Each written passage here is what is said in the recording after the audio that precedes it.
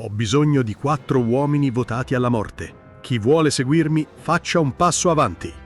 Così il capitano Remo Pontecorvo, romano, reclutò una squadra di arditi nuotatori durante la battaglia di Vittorio Veneto nella notte del 27 ottobre 1918. Solo 5 uomini accettarono. Si cospargevano di grasso e nero fumo, indossavano solo calzoncini neri e affrontavano la corrente con il pugnale tra i denti. L'ombra del fiume li circondava, pronti a ogni rischio.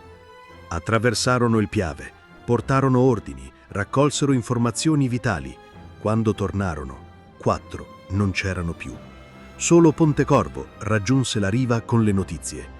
Nella loro audacia nacque la leggenda. Erano i Caimani del Piave, anime nere nella notte, pronte a sacrificarsi per l'Italia.